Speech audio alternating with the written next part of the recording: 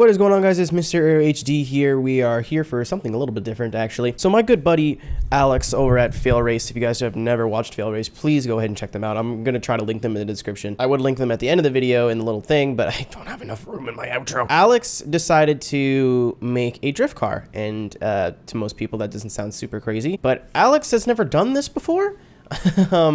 So I watched this video, and it was actually a super interesting video, which I'm also going to link, where he doesn't know what to do, and then as he tunes and gets used to the car a little bit more, he progresses onward, and learns a little bit more about the car, which and driving and tuning and drifting, which was actually super interesting to watch. But he said he got his bass tune and learned how to tune from watching my stuff, which was like, oh buddy. So what we're going to do here is I've downloaded Alex's tune, and we're going to give it a try and just see how he did. It's not quite the same. I have mine in this candy apple red and gold wheels, and his was black and orange because that's his thing. That's what he does. I'm gonna try them on all the tracks that he did. Well, I can see the tire pressure, even though he already said what the tire pressure was. So we are gonna go to in the order of where he was tuning, basically, and they're all gonna be full track drives, which I know everyone's like, burr, burr. Oh, except for one. One of them will not be full track. But yeah, I just kind of want to see. He drove a Ferrari too because he's dumb. But I just want to see how he did in terms of tuning, and how I like the car. I'm just going to try it in every section that he tried. So here we go. I just downloaded the setup. I haven't driven it yet.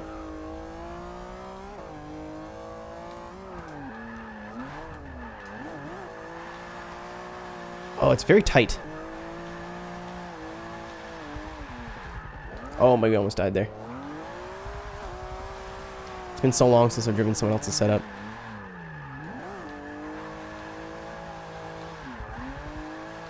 It's very tight, and it doesn't feel like there's a... The gears are way too long, too. Right away. At least in my opinion. I'm going to be doing my own build on this car. Just to see if I can get it to handle any better. The front is so twitchy, too. Good gosh. I don't know if this is the lime rock he was using. I think he was going that way, but whatever. This is what we're doing.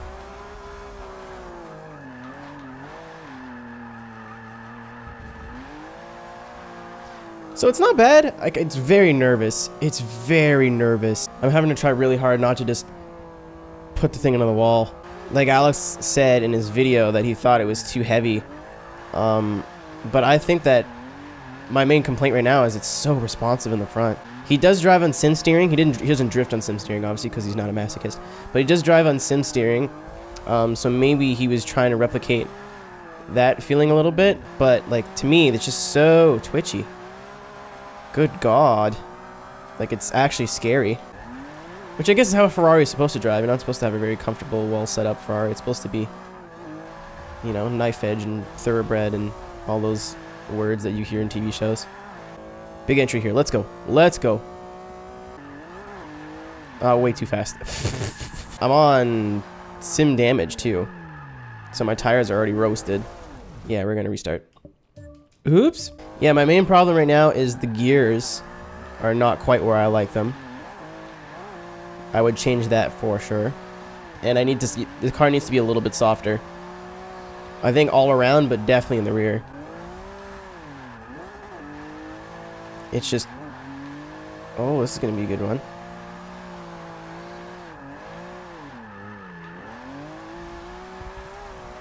That was a good run of that section. It's just so twitchy. And so responsive, which I think that is a little bit... it's going to come back and bite you in the ass.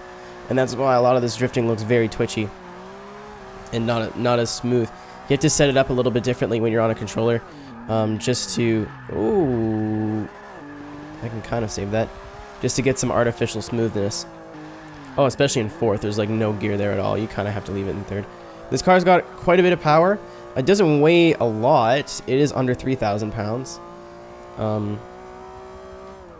Big entry again.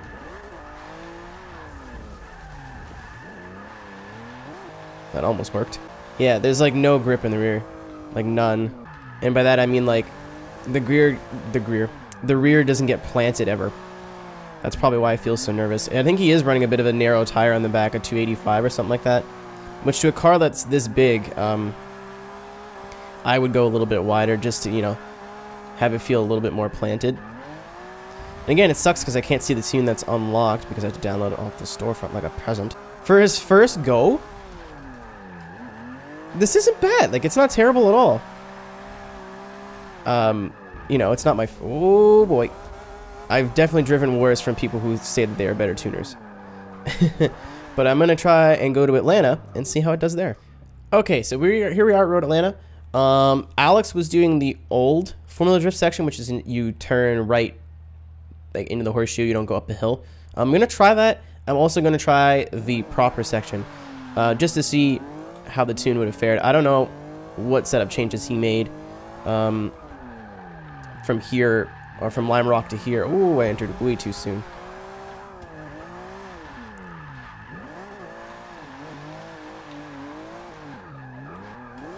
Haven't run this section in forever. I think this is like 2010 the last time they did this. This thing holds good angle at low speed. Whoa, okay. Yeah, at low speeds, it's really, really good. Actually. Atlanta, I like a little bit of a twitchier car, I guess, just because there's so much change of direction. I should have gotten the gas a little bit later there. And then I washed out. I'm so good. I'm so good at this game. Oh my god. But yeah, again, same problem. It's just the twitchiness is a little bit more of an asset here, just because there is so much change of direction. Look at the camera in the front. Oh boy. But the twitchiness is more of an asset here, just because there's so much change of direction. I'm trying running up the hill.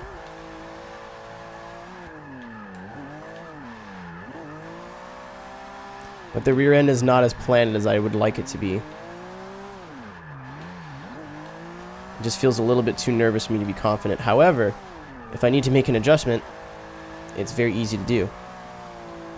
I don't know. It feels good, but odd at the same time. It's very hard to explain. I don't even really remember the line here. I'm pretty sure it's an inside line, to be honest, but yeah. Yeah, it's just so nervous. So I would definitely soften the rear, and I make the gearing way shorter. Not way shorter, but like significantly shorter. But I'm actually surprised how well Alex did. For not having years of tuning knowledge, drifting tuning knowledge, the dude kind of knocked this one out of the park for his first attempt. There's Failrace Motorsports, and now there has to be Failrace Driftworks. Like, this is... Whoa, okay. Did not react the way I wanted it to there. It just needs to tune in a little bit more grip all around. And what he said in this video is actually really funny, because that's what people who think they know how to drift tune, and people who actually know how to drift tune... Oh, it's because my tires are frosted. We'll do one more, and we'll go to the Catalunya. But that's what people who think they know how to drift tune and people who actually do know how to drift tune, that's where the difference is. A lot of people are like, oh, you gotta take all the grip out of the rear. And oh, no. Grip in the rear is almost way more important than anything else. You want your rear end to be as planted and as secure as possible so you can be full throttle and get so much more speed in places like this.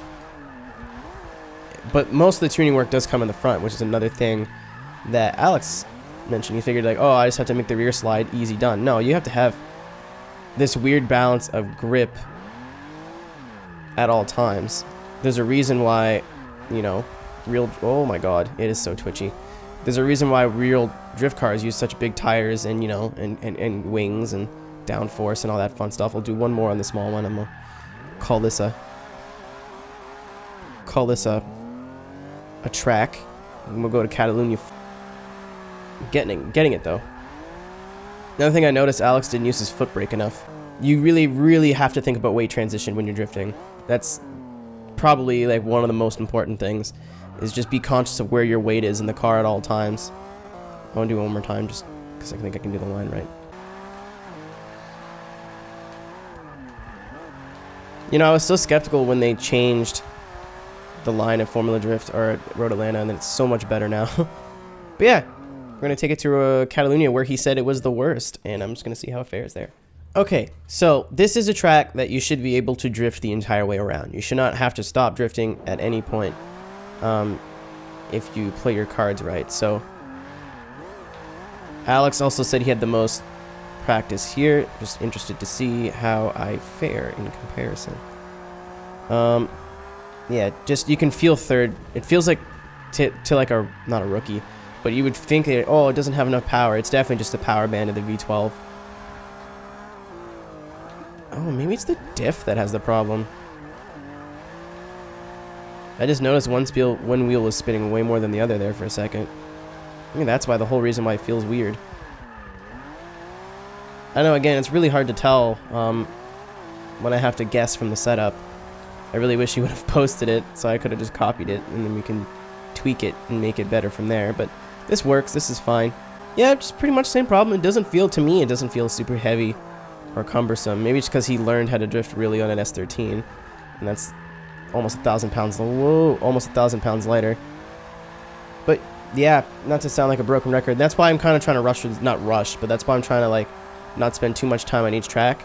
Because it really is just the same, gonna say the same thing. The gearing's too long, and there needs to be more stability in the rear, but it's very responsive and very easy to pull out of sticky situations and to adjust mid-corner, which is nice.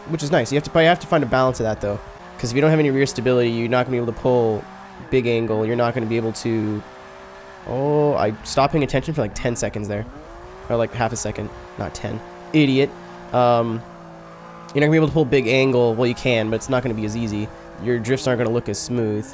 But like, I hate to keep saying the same thing over and over, but holy moly, for a first time build, he is better than a lot of people who think they are really good drift tuners. Like, I've used tunes from people who claim to be god tier tuners, and they were shit. This is actually like, it's, again, I wouldn't use this in competition.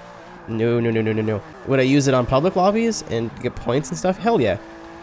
It's a little bit more fun that you don't have to worry as much about your line and your speed, and like, you don't have to stress out about where the car is going. It's definitely a full section, like a full track car. For sections, like I said, I don't think it's planted enough. But just if you want a responsive, oh yeah boy, if you want a responsive drift car, something that's very easy to correct yourself on. It's actually, weirdly enough, it feels like a big, oh, I fucked that up. It feels like a beginner car. So good on you, Alex. You did well. Even though you're like, oh, I'm gonna get a car that's, why is he Australian? Oh shit. He was like, oh, I'm gonna get a car that's challenging or whatever. You still picked a decent starter car. You know, nothing wrong with 30% tire wear. Nothing wrong with the Ferrari. The only thing that is difficult in your choice is the engine. Oh, we don't have any rear grip anymore. But thank you guys very much for watching. I'm gonna make my own car in this video and, you know, show the contrast, but I think I'm just gonna make that a separate video. I'm gonna be busy this weekend, so hopefully this video comes out before the weekend. The other part of this video will be coming out very shortly, in the next couple of days at least. But thank you guys very much for watching. Go subscribe to Failrace if you haven't already, and I'll see you next time. Take care. Peace.